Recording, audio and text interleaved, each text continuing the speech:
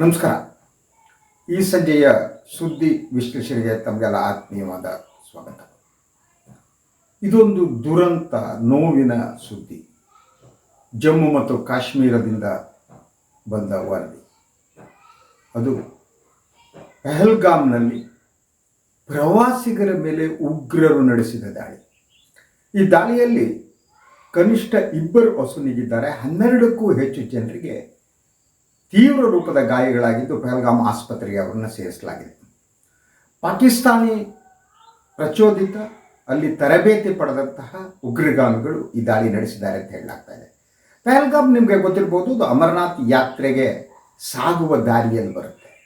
ಇನ್ನೇನು 1-2 ತಿಂಗಳಲ್ಲಿ ಅಮರನಾಥ್ ಯಾತ್ರೆ ಕೂಡ ಪ್ರಾರಂಭ ಆಗುತ್ತೆ. ಆದರೆ ಕಳೆದ ಕೆಲವು ವರ್ಷಗಳಿಂದ ಕಾಶ್ಮೀರಕ್ಕೆ ಅತಿ ಹೆಚ್ಚಿನ ಸಂಖ್ಯೆಯಲ್ಲಿ ಪ್ರವಾಸಿಗರು ಆಗಮನಿಸೋದಕ್ಕೆ ಪ್ರಾರಂಭಿಸಿದರು. ಕಾಶ್ಮೀರಕ್ಕೆ ಹೋದವರು ಅವರು ಸಿಲೆಕ್ಟ್ ಮಾಡೋದು ಪಹಲ್ಗಾಮನ್ನು. ಅತ್ಯದ್ಭುತವಾದ ಪ್ರದೇಶ ಅದು. ಇಲ್ಲಿ ಇವತ್ತು ಕುಳಿತು ಸ್ನ್ಯಾಕ್ಸನ್ನು ಅವರು ಸ್ವೀಕಾರ ಮಾಡ್ತಿದ್ದ ಸಂದರ್ಭದಲ್ಲಿ 4 ಜನ ಉಗ್ರಗಾಮಿಗಳು, ಪಾಕ್ ಪ್ರಚೋದಿತ ಉಗ್ರಗಾಮಿಗಳು ಬಂದು ಈ ಮುಗ್ಧ ಪ್ರವಾಸಿಗರ ಮೇಲೆ ದಾಳಿ ಮಾಡಿದರು. ಆ ಒಂದು ಗುಂಡಿನ ಇದರಲ್ಲಿ 2 ಅಸುನೀಗಿಗಳು.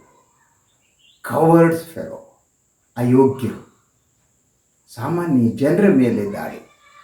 ಈ ದಾಳಿ ಕಾರಣಗಳೇನು, ಇದರ ಪರಿಣಾಮ ಏನು, ಇದೆಲ್ಲ ನೋಡೋಣ. ಒಂದು, ಭಾರತ ಪಾಕಿಸ್ತಾನದ ಗಡಿಯಲ್ಲಿ ಯುದ್ಧ ವಿರಾಮವನ್ನು ಇದನ್ನು ಘೋಷಿಸಲಾಗಿದ್ದು ನಮಗೆಲ್ಲ ಗೊತ್ತು. ಯೂಸ್ವಲಿ ಚಳಿಗಾಲದ ಸಂದರ್ಭದಲ್ಲಿ ಪಾಕ್ ಪ್ರಚೋದಿತ ತರಬೇತಿ ಪಡೆದಂಥ ಉಗ್ರಗಾಮಿಗಳು ಭಾರತದ ಒಳಗಡೆ ಪ್ರವೇಶ ಮಾಡ್ತಾರೆ. ಆದರೆ ಕಳೆದ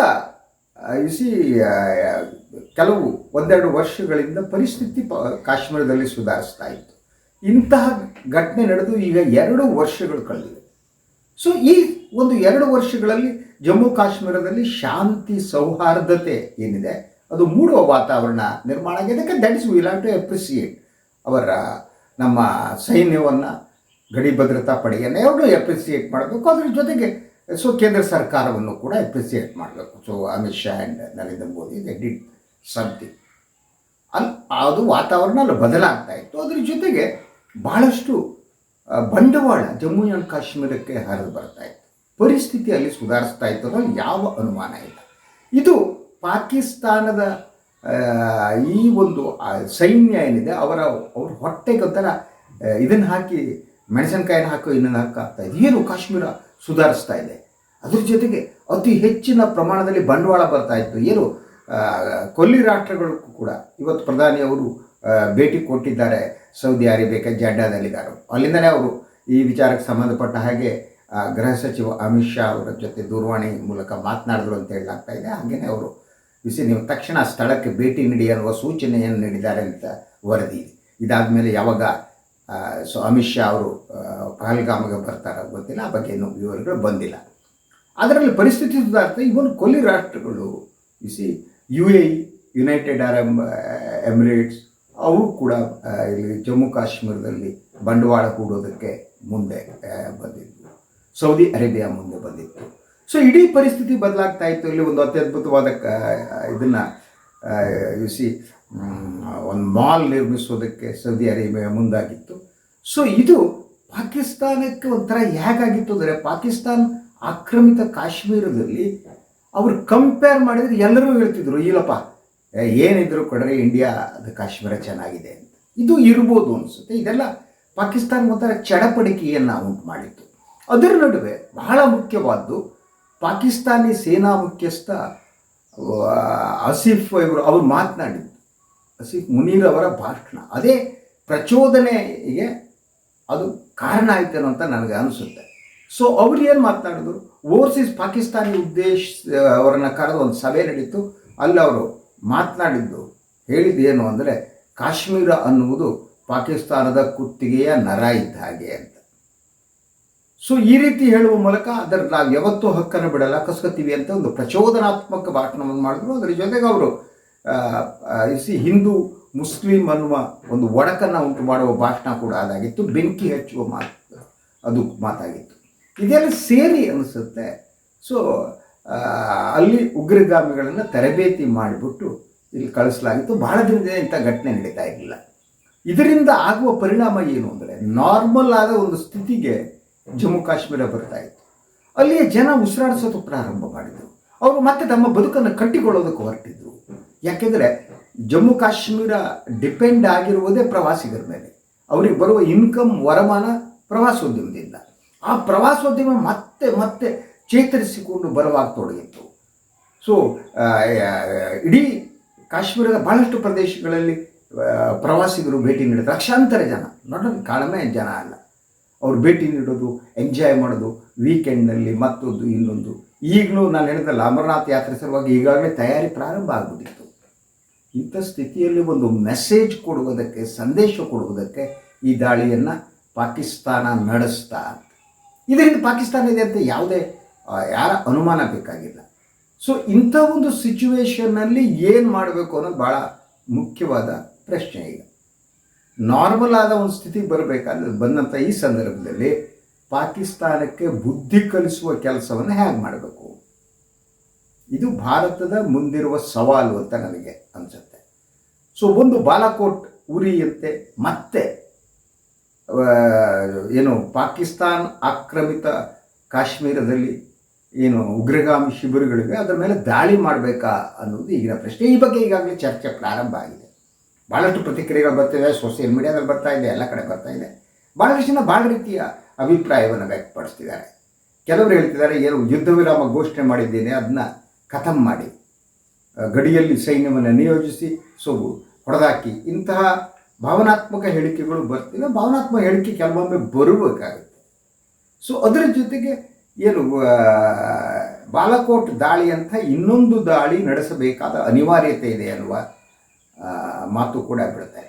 ಆದರೆ ಭಾರತದ ಹಿತದೃಷ್ಟಿಯಿಂದ ಯು ಸಿ ದಟ್ ಪಾಕ್ ಆಕ್ರಮಿತ ಕಾಶ್ಮೀರದಲ್ಲಿರುವ ಉಗ್ರಗಾಮಿ ತರಬೇತಿ ಶಿಬಿರಗಳನ್ನು ಧ್ವಂಸಗೊಳಿಸುವುದು ಇವತ್ತಿನ ಅಗತ್ಯ ಆಗಿದೆ ಅಂತಾರೆ ನಾನು ನಂಬಿದ್ದೀನಿ. ಅದಿಲ್ಲದಿದ್ದರೆ ಸಾಮಾನ್ಯ ಜನ ಕಂಡ್ರಿ, ನಾನು ಆ ದೃಶ್ಯಗಳು ನೋಡ್ತಾ ಇದ್ದೆ. ಹೆಣ್ಮಗಳು ಅಳ್ತಾ ಅಳ್ತಾ ಅಳ್ತಾ ಓಡಿ ಬರ್ತಾ ಇದ್ದು ಸಹಾಯ ಕೇಳ್ಕೊಂಡು. ಎಂಜಾಯ್ ಮಾಡೋಕ್ಕೆ ಹೋಗಿದ್ದವರು, ಅವ್ರಿಗೇನು ಸಂಬಂಧ ಇದೆ? ಅವರು ಹೋದವರು ಪಾಪ ಅಲ್ಲಿ ಕೂತ್ಕೊಂಡು ಸ್ನ್ಯಾಕ್ಸ್ಗಳು ತಿಂದ್ಕೊಂಡು ಎಲ್ಲ ಕುಟುಂಬ ಸಮೇತರಾಗ್ಬೋದವರು ಭಾಳಷ್ಟು ಜನ ಇದ್ರಿ. ಸೊ ಅವ್ರ ಮೇಲೆ ಇದ್ದಕ್ಕಿದ್ದಾಗೆ ಬಂದುಬಿಟ್ಟು ಗುಂಡು ಹೊಡಿಬೇಕು ಅಂತ ಏನು ಯಾರು ಹೇಳೋದು ಇದಕ್ಕೆ? ಇಂತಹ ದುಷ್ಟತನಕ್ಕೆ ಕೊನೆಯಲ್ಲಿ ಈ ರಕ್ತಪಾತವನ್ನು ಈಸಿ ಕಾರಣ ಜಮ್ಮು ಕಾಶ್ಮೀರ ನಮಗೆ ಸೇರಬೇಕು ಅಂತ. ಯಾವ ಕಾರಣಕ್ಕೂ ಯಾರಿದ್ದರೂ ಕೂಡ ಈ ಜಮ್ಮು ಅಂಡ್ ಕಾಶ್ಮೀರ ಪಾಕಿಸ್ತಾನಕ್ಕೆ ಸೇರಲ್ಲ. ಇದೇ ರೀತಿ ಮಾಡ್ತಾ ಹೋದರೆ ಪಾಕ್ ಆಕ್ರಮಿತ ಕಾಶ್ಮೀರವೇ ಬಂದು ಇಂಡಿಯಾಗೆ ಸೇರಿಸ್ಕೊಳ್ಳೋ ಸ್ಥಿತಿ ಬಂದ್ಬೋದು. ಹಾಳಾಗಿ ಮುಳುಗೋಗ್ಬಿಟ್ಟಿದ್ದಾರೆ. ಏನೂ ಇಲ್ಲ, ಬಲೂಚಿಸ್ತಾನದಲ್ಲಿ, ಸಿಂಧ್ನಲ್ಲಿ ಎಲ್ಲ ಕಡೆ ಭಯೋತ್ಪಾದಕ ಚಟುವಟಿಕೆ. ಅಫ್ಘಾನಿಸ್ತಾನ ಹಿಡಿದು ಗೂಟ ಹೊಡಿತಾ ಇದೆ. ಅಂಥ ಸ್ಥಿತಿಯಲ್ಲಿ ಮುಚ್ಚಿಕೊಂಡು ಇರಬೇಕಲ್ವ, ಪಂಚೇಂದ್ರಿಯಗಳನ್ನು ಮುಚ್ಚಿಕೊಂಡು ಅಟ್ಲೀಸ್ಟ್ ಅಲ್ಲಿ ಜನರಿಗೆ ಬದುಕು ಕೊಡೋ ಕೆಲಸ ಮಾಡಬೇಕಲ್ವ. ಅಭಿವೃದ್ಧಿ ಬಂಡವಾಳ ಹೂಡಿಕೆ ಇಲ್ಲ, ಕಾಸಿಲ್ಲ, ಏನಿಲ್ಲ. ಪ್ರತಿ ಸಲ $1 ಬಿಲಿಯನ್ $2 ಬಿಲಿಯನ್ ಬೇಕು ಅಂತೇಳಿ ವರ್ಲ್ಡ್ ಬ್ಯಾಂಕ್ ಇದ್ರ ತಲೆ ಬಗ್ಗಿಸಿ ಶಿರಸಾಷ್ಟಾಂಗ ನಮಸ್ಕಾರ ಮಾಡೋ ಸ್ಥಿತಿಯಲ್ಲಿದೆ ಪಾಕಿಸ್ತಾನ. ಯಾಕೆ ಬೇಕು ಪಾಕಿಸ್ತಾನದ ಆಡಳಿತಕ್ಕೆ ಮತ್ತು ಸೈನ್ಯಕ್ಕೆ? ಸೈನ್ಯದ ಆಡಳಿತ ಅಪಾಯನೇ ಇದು, ಅವರಿಗೆ ಅಸ್ತಿತ್ವದ ಪ್ರಶ್ನೆ. ಇಂತಹ ಚಟುವಟಿಕೆಯನ್ನು ನಡೆಸ್ತಿದ್ರೆ ಪಾಕಿಸ್ತಾನಕ್ಕೆ, ಸೈನ್ಯಕ್ಕೇನು ಅವರ ಬಜೆಟ್ನ ಅರ್ಧಕ್ಕಿಂತ ಹೆಚ್ಚು ಹಣ ಬರುತ್ತೆ, ಅದು ಅಗತ್ಯ ಇರಲ್ಲ, ಮಜಾ ಉಡಾಯಿಸೋಕ್ಕಾಗಲ್ಲ. ಪಾಕಿಸ್ತಾನದ ಸೈನ್ಯ ವರ್ಕರ್ ಹಂಗಿಲ್ಲ, ಅವ್ರು ರಿಟೈರ್ ಆದ ತಕ್ಷಣ ವಿದೇಶಗಳಿಗೆ ಹೋಗ್ಬಿಟ್ಟು ಸೆಟ್ಲ್ ಆಗಿಬಿಡ್ತಾರೆ, ಆಯಿತಾ. ಅದರ ಜೊತೆಗೆ ಅವ್ರದ್ದು ಉದ್ಯಮಗಳಿವೆ, ಬೇರೆ ಬೇರೆ ಉದ್ಯಮಗಳಿವೆ. ನಮ್ಮ ಸೈನಿಕರ ಹಂಗಲ್ಲ. ಅವರು ಈ ಆಯ್ಕೆಯಾಗಿದೆ ಅಂತ ಹೇಳಲಾಗುವ ಸರ್ಕಾರ, ಅದು ಆಯ್ಕೆ ಅಲ್ಲ, ಅವ್ರ ನಿಯಂತ್ರಣ. ಯಾರು ಪ್ರೈಮ್ ಮಿನಿಸ್ಟರ್ ಇರಬೇಕೋ ಹೋಗಬೇಕು, ಯಾರು ಅವರೇ ನಿಯಂತ್ರಣ ಮಾಡ್ತಾರೆ. ಅದೊಂದು ದೊಡ್ಡ ಉದ್ಯಮ ಆಗಿಬಿಟ್ಟಿದೆ ಅವರಿಗೆ. ಪಾಕಿಸ್ತಾನಿ ಸೈನ್ಯ ಒಂದು ದೊಡ್ಡ ಉದ್ಯಮ. ಆ ಉದ್ಯಮದಲ್ಲಿ ಅವರಿಗೆ ಕೆಲಸ ಇಲ್ಲ ಅಂತ ಅನಿಸಿದಾಗ ಈ ಉಗ್ರಗಾಮಿಗಳನ್ನು ತರಬೇತಿ ಮಾಡಿ ಇಂಡಿಯಾದಲ್ಲಿ ಬಿಟ್ಟು ಯಾರೋ ಮುಗ್ದ್ರ ಮೇಲೆ ದಾಳಿ ಮಾಡಿಬಿಟ್ಟು ಪಾಪ ಯಾರನ್ನೋ ಕೊಂದು ಹಾಕ್ಬಿಟ್ಟು ಇವರಲ್ಲಿ ವಿಜೃಂಭಿಸೋದು ಕೂತ್ಕೊಂಡು. ಇದು ಬಹಳ ಕಾಲ ನಡೆಯೋಕ್ಕೆ ಸಾಧ್ಯ ಇಲ್ಲ. ಇದನ್ನು ಬುದ್ಧಿ ಕಲಿಸುವ ಕೆಲಸ ಆಗಬೇಕು. ಇದು ಕಾಶ್ಮೀರಿಗಳ ದೃಷ್ಟಿಯಿಂದಾನೆ. ಕಾಶ್ಮೀರದಲ್ಲಿ ಈಗ ಡೆವಲಪ್ಮೆಂಟಲ್ ಪ್ರೊಸೆಸ್ ಸ್ಟಾರ್ಟ್ ಆಗಿದೆ, ಇನ್ವೆಸ್ಟ್ಮೆಂಟ್ ಮಾಡಲಾಗ್ತದೆ. ಭಾರತ ಸರ್ಕಾರ ಇನ್ವೆಸ್ಟ್ ಮಾಡ್ತಾ ಇದೆ, ಅಲ್ಲಿ ಜನರ ಬದುಕು ಹಸನಾಗ್ತಾ ಇದೆ. ಇಂಥ ಸಿಚುವೇಷನ್ನಲ್ಲಿ ಇಂತಹ ಒಂದು ಘಟನೆ ಚಟುವಟಿಕೆ ನಡೆಸೋದಿದೆಯಲ್ಲ, ಇದು ದುಃಖಕರವಾದ್ದು. ಇದಕ್ಕೆ ಬುದ್ಧಿ ಕಲಿಸುವ ಕಾಲ ಬಂದಿದೆ ಅಂತ. ಅದಕ್ಕೆ ನಾನು ಹೇಳೋದು, ಸೊ ಪಾಕಿಸ್ತಾನದ ಉಗ್ರಗಾಮಿ ಶಿಬಿರಗಳ ಮೇಲೆ ಇನ್ನೊಂದು ದಾಳಿ ನಡೆಸುವಂತಹ ಕಾಲ ಸನ್ನಿಹಿತ ಆಗಿದೆ. ಸೊ ಮೋದಿ ಮತ್ತು ಅಮಿತ್ ಶಾ ಇದನ್ನು ಹೇಗೆ ಸ್ವೀಕಾರ ಮಾಡ್ತಾರೆ, ಭಾರತ ಸರ್ಕಾರ ಹೇಗೆ ಸ್ವೀಕಾರ ಮಾಡುತ್ತಾ, ಬಾಲ್ಕೋಟ್ನಂತ ಇನ್ನೊಂದು ದಾಳಿ ನಡೆಯುತ್ತಾ, ಇದೆಲ್ಲ ಪ್ರಶ್ನೆಗಳಿವೆ. ನನಗೆ ಅನಿಸುವಾಗ ಆ ಸಾಧ್ಯತೆ ಇರಬಹುದು, ನಾನು ಅದನ್ನು ಡಿನೈ ಮಾಡಲ್ಲ. ಯಾಕಂದರೆ ಬಹುಮಟ್ಟಿಗೆ ಇಂಡಿಯಾ ಮತ್ತು ಪಾಕಿಸ್ತಾನದ ಗಡಿ ನಿಯಂತ್ರಣ ರೇಖೆಯಿಂದ ಆ ಪಕ್ಕದಲ್ಲಿ ಆ ಕಡೆನೇ ಈಗ ಮತ್ತಷ್ಟು ಈ ಉಗ್ರಗಾಮಿ ತರಬೇತಿ ಶಿಬಿರಗಳಿವೆ. ಅದು ಪಾಕ್ ಸೈನ್ಯ ಅದನ್ನು ವ್ಯವಸ್ಥೆ ಮಾಡಿದೆ, ತರಬೇತಿ ಕೊಟ್ಟು ಭಾರತ ಒಳಗಡೆ ಬಿಡಬೇಕು ಅಂತ. ಇಟ್ಸ್ ಎ ಸೀರಿಯಸ್ ಥಿಂಗ್, ಭಾರತಕ್ಕೆ ಸೀರಿಯಸ್ ಥಿಂಗ್. ಯಾಕೆಂದರೆ ಒಂದು ಕಡೆ ಈ ಪಾಕಿಸ್ತಾನ ನಿಂತ ಕೆಲಸ, ಈ ಕಡೆ ಬಾಂಗ್ಲಾದೇಶ. ನಾನು ಇನ್ನೊಂದು ಇದರಲ್ಲಿ ಹೇಳಿದ್ದೀನಿ, ಅದು ಬೇರೆ ಆ್ಯಂಗಲ್ ಹೇಳಿದ್ದೀನಿ, ನಾನು ಚೀನಾ. ಸೊ ಆದರೆ ಈಗ ನನಗೆ ಬಹಳ ದುಃಖದಿಂದ ನೋವಿನಿಂದ ಹೇಳ್ತಾ ಇದ್ದೀನಿ, ಪ್ರವಾಸಿಗರು, ಮುಗ್ಧ ಪ್ರವಾಸಿಗರು, ಅವರ ಮೇಲೆ ದಾಳಿ ನಡೆಸೋದ್ರೆ ಯಾವ ಕಾರಣಕ್ಕೂ ಪಾಕಿಸ್ತಾನ ಕ್ಷಮಾರ್ಹ ಅಲ್ಲ, ಅನುಮಾನ ಬೇಕಾಗಿಲ್ಲ. ಅದ್ರ ಜೊತೆಗೆ ಈ ಘಟನೆಯನ್ನು ಪಾಕಿಸ್ತಾನ ಅನ್ನೋದು ನಮ್ಮನ್ನು ವಿರೋಧಿಸುವ ಒಂದು ದೇಶ ಅನ್ನೋ ಹಾಗೆ ನೋಡಬೇಕು ಹೊರತು ಅದನ್ನ ಧರ್ಮದ ಆಧಾರದ ಮೇಲೆ ಉಗ್ರಗಾಮಿಗಳು ನೋಡ್ಕೊಳ್ಳಿ. ಉಗ್ರಗಾಮಿಗಳ ಹಣ ಬಳಗನೆ ಅಷ್ಟು. ಅವರು ಇವತ್ತು ದಾಳಿ ಮಾಡಬೇಕಾದ್ರೂ ಅಲ್ಲಿರುವವರು ಯಾವ ಧರ್ಮಕ್ಕೆ ಸೇರಿದವರು ಅಂತ ನೋಡಿ ಗುಂಡು ಹಾರಿಸಿದ್ರು ಅಂತ ಹೇಳಲಾಗ್ತದೆ, ಅವ್ರು ಹಾಳಾಗಲಿ. ಆದರೆ ನಾನು ನೋಡಬೇಕಾಗಿಲ್ಲ ಅದನ್ನು. ಇದಕ್ಕೆ ಸಂಬಂಧ ಇಲ್ಲ, ಇದು ಧರ್ಮಾಧಾರಿತ ಅಲ್ಲ. ಪಾಕಿಸ್ತಾನ ಭಾರತದ ಅಭಿವೃದ್ಧಿಯನ್ನು ನೋಡುವುದಕ್ಕೆ ನೋಡದಿರುವ ಉಗ್ರಗಾಮಿ ಚಟುವಟಿಕೆಯನ್ನು ಭಾರತದಲ್ಲಿ ಹೆಚ್ಚಿಸುತ್ತಿರುವ ಒಂದರ ವೈರಿ ರಾಷ್ಟ್ರ ಹಾಗೆ ಸ್ವೀಕಾರ ಮಾಡಬೇಕು. ಅದಕ್ಕೆ ಇನ್ಯಾವುದಾದ್ರೂ ಆ್ಯಂಗಲ್ಗಳನ್ನ ಕೊಡ್ಕೊಡೋದು ತಪ್ಪಾಗುತ್ತೆ. ಅದು ಧಾರ್ಮಿಕ ಆ್ಯಂಗಲ್ ಕೊಡೋಕ್ಕಾಗಲ್ಲ. ಸೊ ಬೇರೆ ಹಂಗಿದೆ, this is the situation. But I still believe ಇನ್ನೊಂದು ಬಾಲಾಕೋಟ್ನಂತ ಇನ್ನೊಂದು ದಾಳಿ ಉಗ್ರಗಾಮಿಗಳ ಶಿಬಿರಗಳ ಮೇಲೆ ನಡೆಯುವ ಕಾಲ ಸನ್ನಿಹಿತ ಆಗಿದೆ. ಅಮಿತ್ ಶಾ ಈಗ ಮೋದಿ ಅವರು ವಿದೇಶದಲ್ಲಿದ್ದಾರೆ, ಅಮಿತ್ ಶಾ ದೆಹಲಿಯಲ್ಲಿ ಇವತ್ತಿಗೆ ಮೀಟಿಂಗ್ ಮಾಡ್ತಾ ಇದ್ದಾರೆ. ಉನ್ನತ ಅಧಿಕಾರಿಗಳ ಕರೆದು ಅವರು ಮೀಟಿಂಗ್ ನಡೆಸ್ತಾ ಇದ್ದಾರೆ. ಅದ್ರ ಜೊತೆಗೆ ಜಮ್ಮು ಕಾಶ್ಮೀರದ ಮುಖ್ಯಮಂತ್ರಿ ಅವರು ಕೂಡ ಈಗ ಜಮ್ಮುವಿನಿಂದ ವಾಪಸ್ಸು ಶ್ರೀನಗರಕ್ಕೆ ಬರ್ತಾ ಇದೆ. Let us wait and see. ಇದು ಇವತ್ತಿನ ಸುದ್ದಿ ವಿಶ್ಲೇಷಣೆ. ಇನ್ನೊಂದು ವಿಚಾರದೊಂದಿಗೆ ಬರ್ತೀನಿ. ನನ್ನ ಮೈಂಡ್ ಲೈಕ್ ಮಾಡಿ, ಸಬ್ಸ್ಕ್ರೈಬ್ ಮಾಡಿ, ಬೆಲ್ ಐಕಾನ್ ಪ್ರೆಸ್ ಮಾಡೋದು ಬರ್ಬಿಡಿ. ಹಾಗೆ ಸಾಧ್ಯ ಮಾಡಿ. ಎಲ್ಲರಿಗೂ ಒಳ್ಳೆಯದಾಗಲಿ. ನಮಸ್ಕಾರ.